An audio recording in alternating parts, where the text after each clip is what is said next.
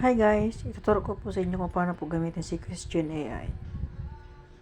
Hanapin po natin si Question AI, pero pag wala pa po kayong Question AI na app, you can download po sa Play Store. Pero kung mayroon naman po, is open nyo na lang po siya.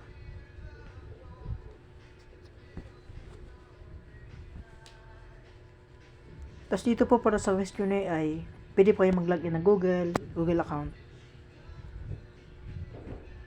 Ganito lang po siya.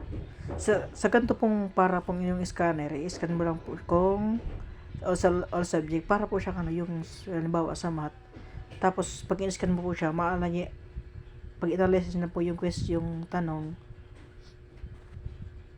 lalabas na po yung mga sagot. Dito po tayo sa chat. Gano'n po siya. Wala mag-chat po ako. Hi AI.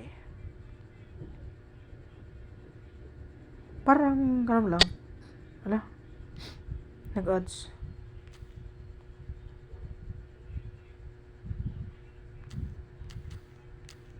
Can you help me with my homework?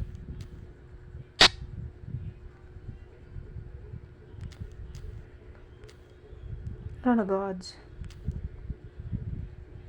Di ba po? Ganyan lang po siya.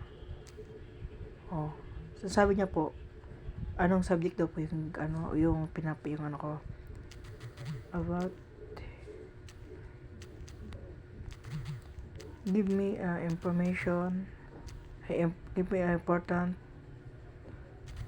about AI.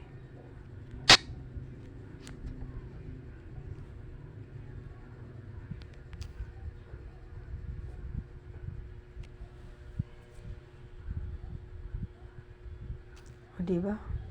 Ganyan lang po siya gamitin. Parang nakikipag-chat lang kayo. Pero, dito po sa AI is, sasagutin niya po lahat ng katanungan nyo. Ganon.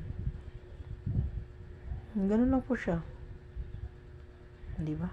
Ang bilis. Isang tanong mo lang, may sagot agad.